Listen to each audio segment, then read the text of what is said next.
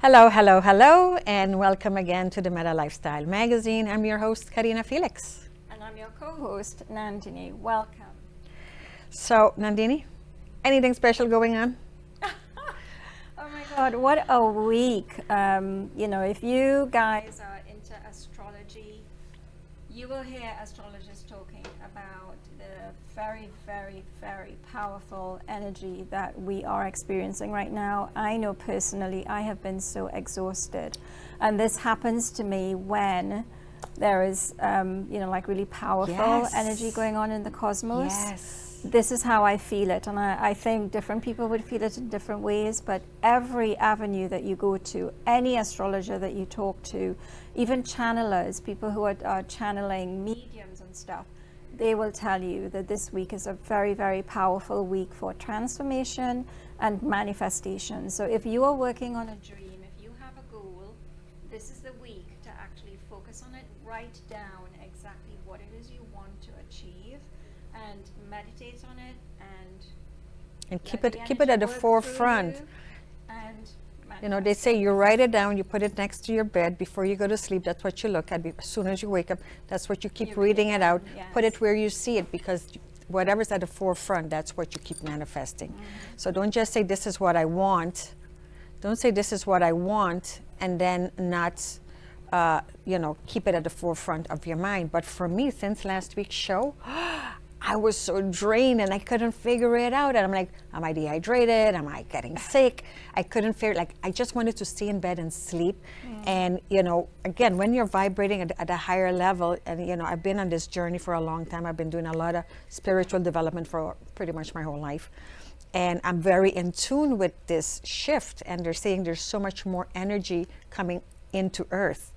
And light workers are feeling it a lot more and a lot faster. But I'm gonna have to say, between Wednesday, Thursday, Friday, even by Saturday, Sunday, I was just out of it.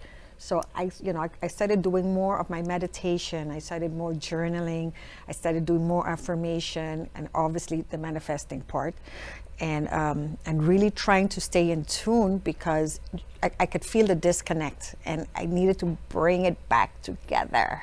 the other thing with this particular energy that is happening, pay very particular attention to your dreams, because you will be getting messages, through dreaming, through psychic energy just comes in, so be very aware. Do not dismiss anything.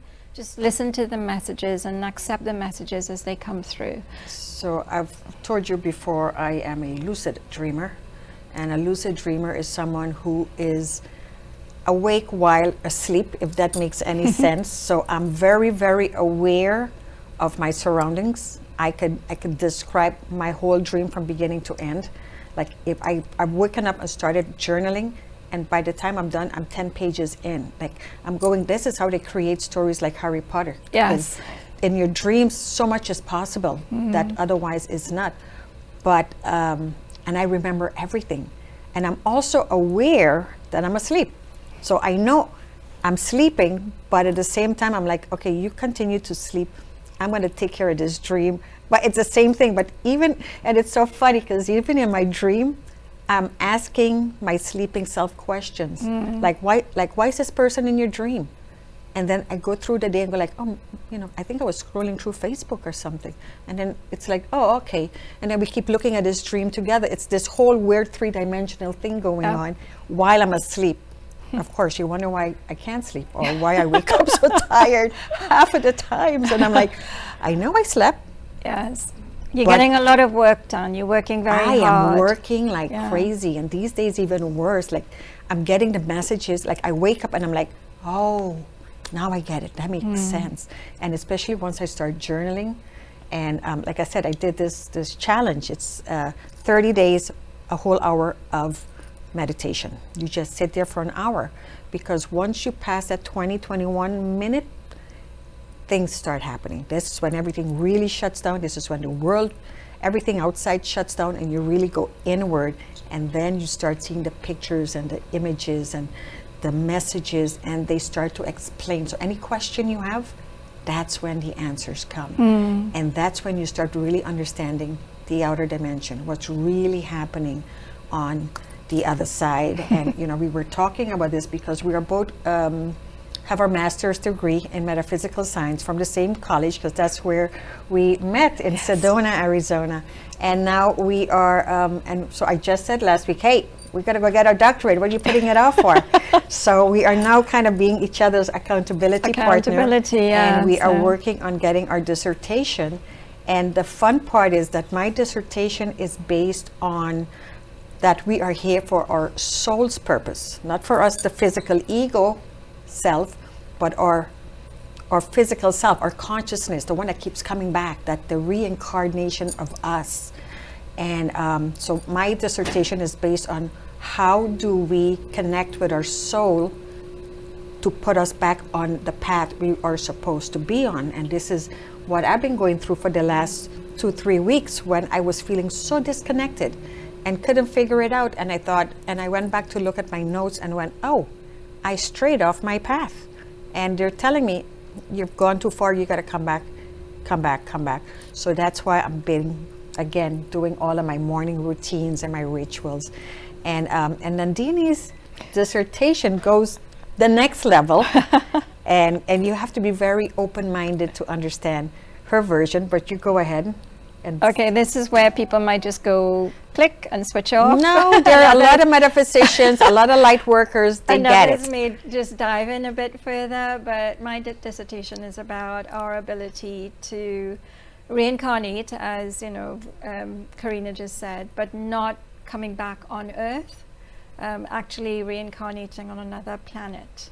We think of the other planets in our galaxy as barren, as not having any life, not capable of supporting any life.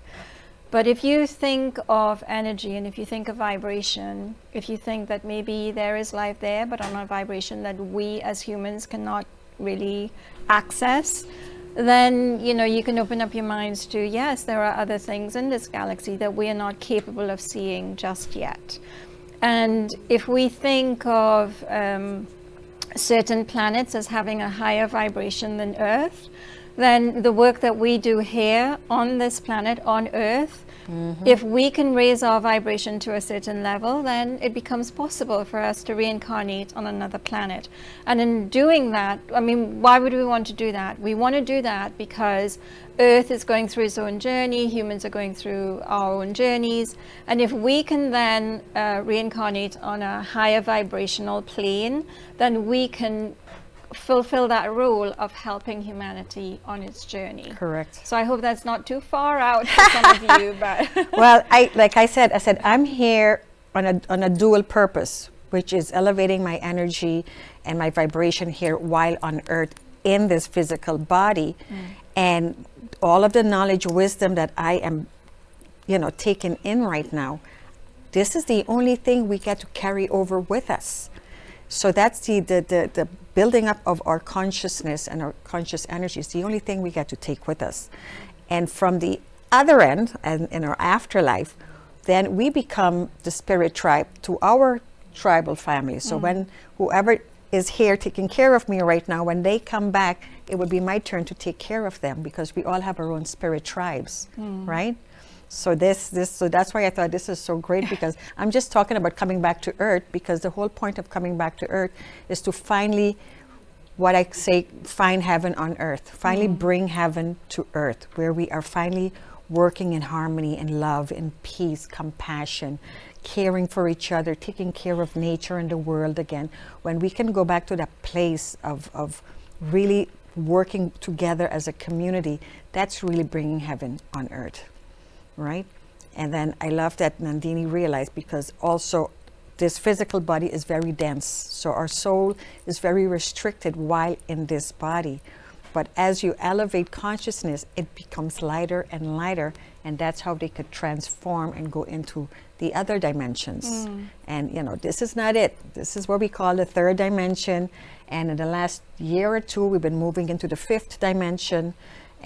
But it goes higher than that. And the higher you go, the lighter we become. And the more translucent we become. So that's a whole nother story. I'll just throw one more thing out, and then we'll stop freaking people out. you know, in certain spiritual circles, it is believed that Jesus came from Venus. So if you are interested, you can Google that. So that comes back to the point I was making, that these higher vibrational beings would come to Earth at certain times in our history to help Yes. humanity on our journey. So, you know, if this is if you find this interesting, you know, there's so much information on there's the a internet. lot of information about it. So you can, But a lot of that, you know, and again, this is the people who have made a huge impact on this earth. Einstein. If you haven't followed Nikola Tesla, like I'm surprised they kept him out of the history books, and they kept him out because this man, he was this so man, ahead of his time. We have this. We have phones and TV and lights and refrigeration. It's all his patent, but somehow it got hidden away from history because obviously someone else wanted to make money off of it. But at the end of the day, he came, and I always said, you know what, he is a metaphysician because he used to work with one of the gurus, the Vivekananda. Yeah.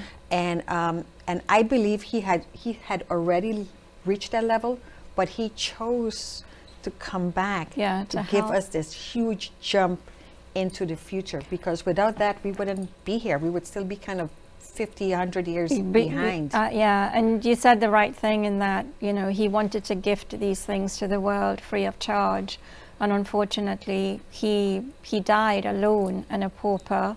Everything was taken away from him. I have a different feedback on that. Okay, that would be interesting to hear. I think about it. If he is a metaphysician, if he is like the Dalai Lama, who gave up his riches to go live under a tree, why didn't Nikola Tesla do the same thing?